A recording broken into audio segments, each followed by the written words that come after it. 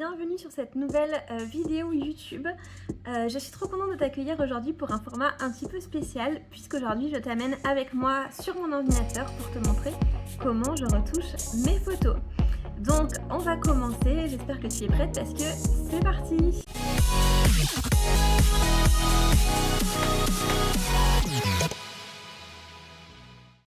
Donc là, comme tu vois, je travaille sur un shooting que j'ai réalisé en début de semaine pour une marque qui est grossiste en décoration.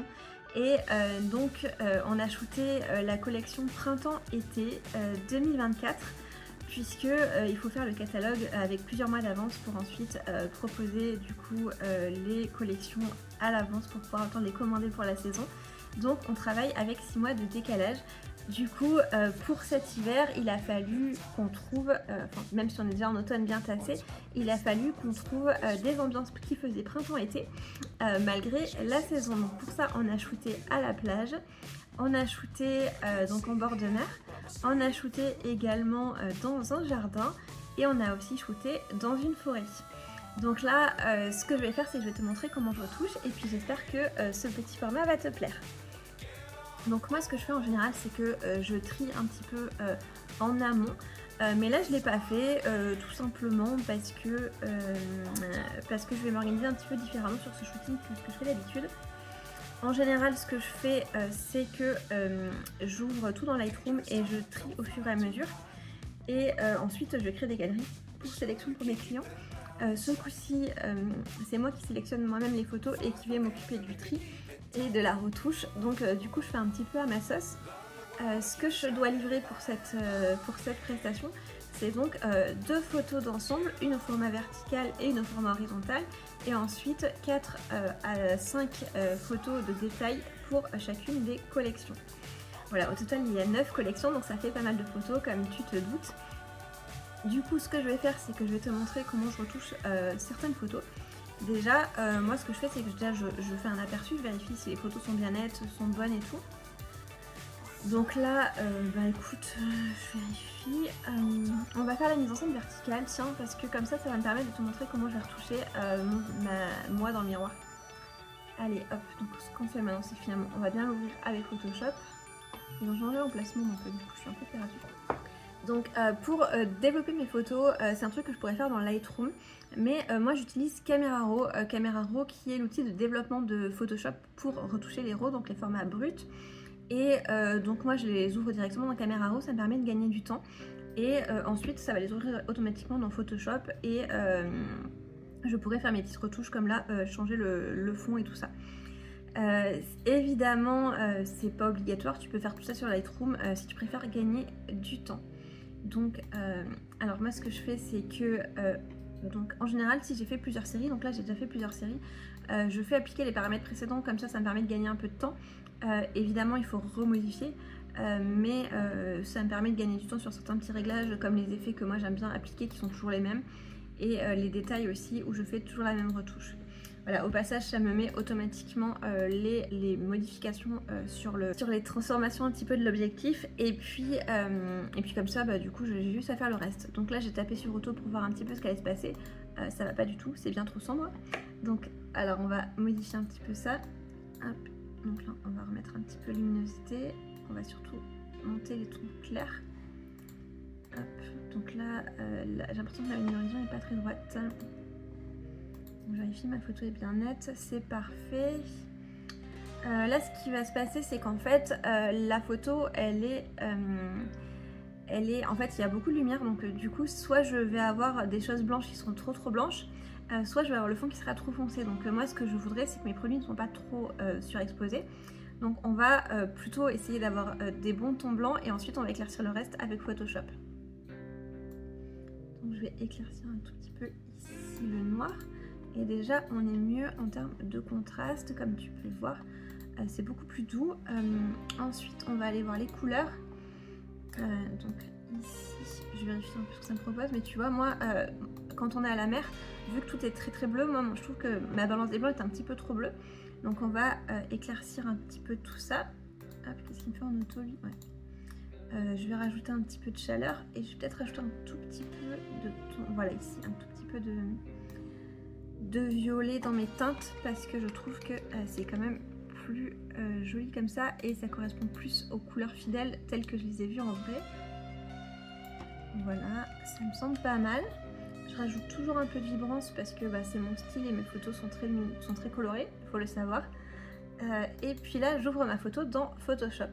Donc là, maintenant, vu que la redressation, le recadrage un petit peu de l'appareil photo, ça m'a un petit peu coupé ici, là. Donc on va modifier ça. Je fais d'abord une copie de mon arrière-plan pour être sûr si jamais je fais une bêtise ou quoi. On est sûr qu'on va récupérer le truc. Donc là, on va faire l'outil de recadrage, format d'origine. Et hop, j'agrandis un tout petit... Non, j'agrandis pas la photo en fait. Parce que sur les côtés c'est parfait, on va juste la décaler un tout petit peu et mettre un petit peu plus en hauteur comme ça. Et là tu vois, ce que je vais faire c'est que je vais reconstruire le fond.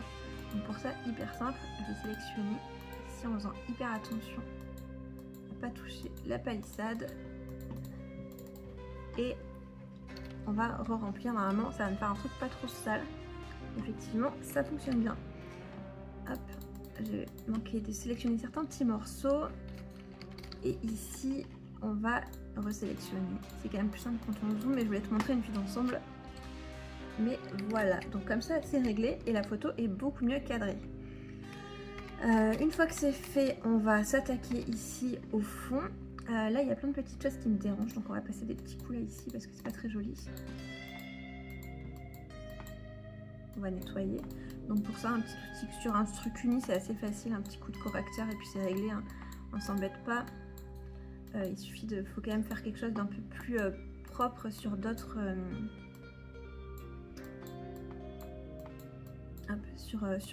suivant les fonds comme ça, mais là ça suffit largement. Hop, ici, je vérifie. Hop.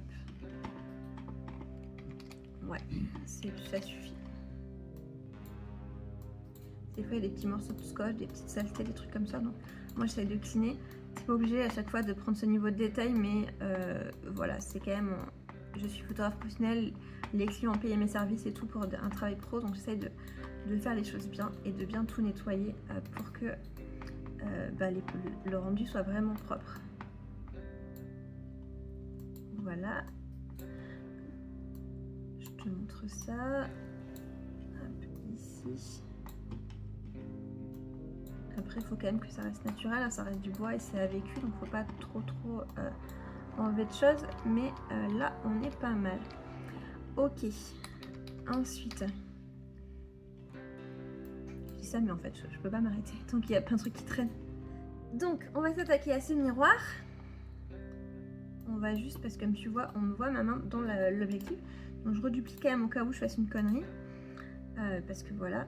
Et là, je vais sélectionner ici le miroir. Donc voilà, donc là j'ai sélectionné la zone qui m'intéressait. Je tente, mais à mon avis ça va pas fonctionner parce que voilà, si remarque c'est pas si mal. Donc écoute, on va faire ça et après on va cleaner un peu le reste parce que là il y a des petites choses qui vont pas. Donc on va continuer à zoomer. Mince. Je fais des fausses manips quand je fais plusieurs choses en même temps. Donc là on va resélectionner et on va recleaner tout ça.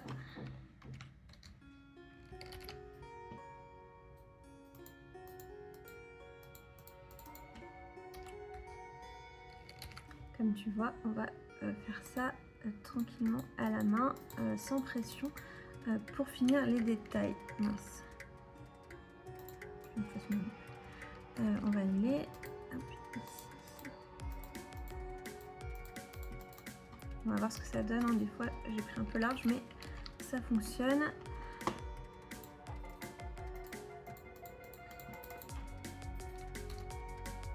Parfait. Et ensuite on verra ce que ça donne en plan d'ensemble pour cleaner encore un peu les petits détails. Comme tu vois, cet outil remplir c'est vraiment magique, hein. Pas mal.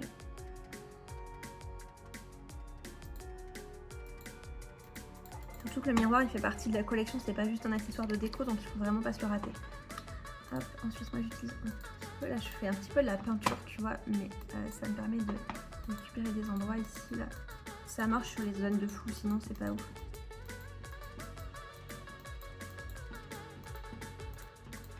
Hop, allez, on va regarder de loin.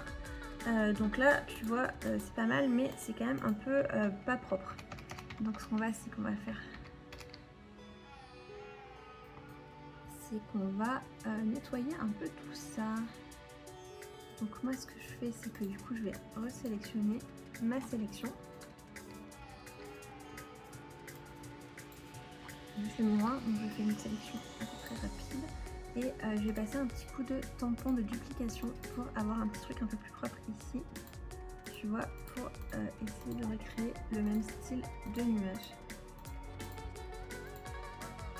Et normalement ça devrait être beaucoup plus sympa.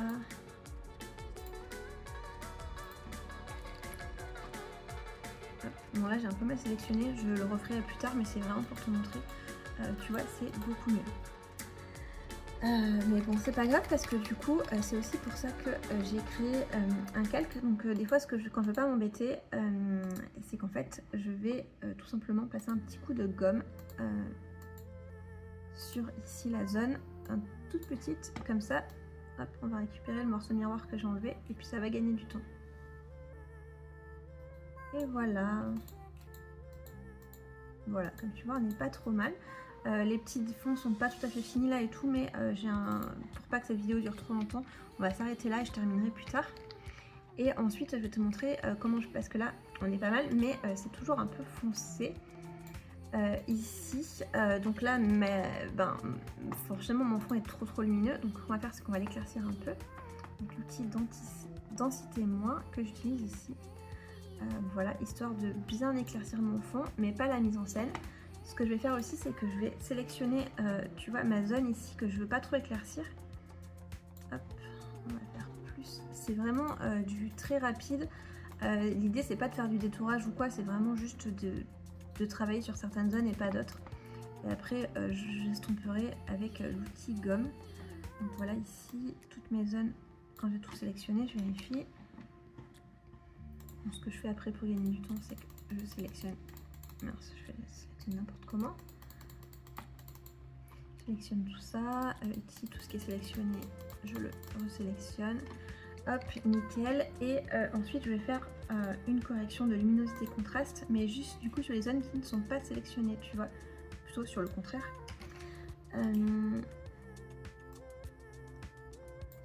Hop, on va resélectionner.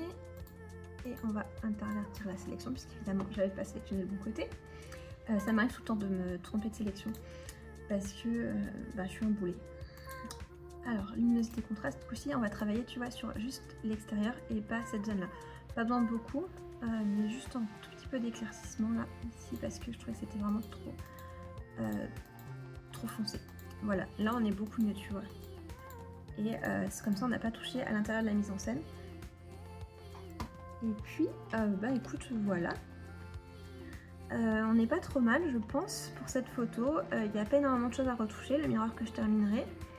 Et puis voilà. Ensuite, moi, ce que je fais, parce que j'ai pas besoin non plus d'avoir 50 000 exemplaires de tout, donc ce que je fais, c'est que je sélectionne tous mes calques ici et je les aplatis, comme ça s'enregistre plus vite.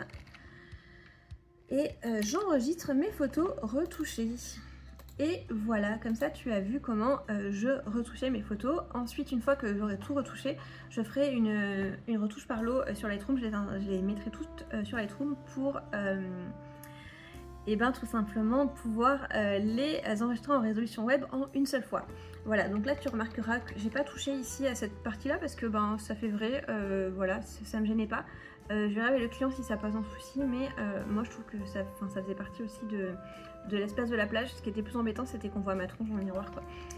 Et j'espère que ça t'a plu cette vidéo, j'espère que tu as bien aimé voir un petit peu les backstage et voir comment je retouchais une photo. Si ça te dit, n'hésite surtout pas à t'abonner pour suivre plus de conseils photos et à me faire part de tes commentaires dans les commentaires. On se retrouve dans 15 jours pour une nouvelle vidéo et je te dis à très vite.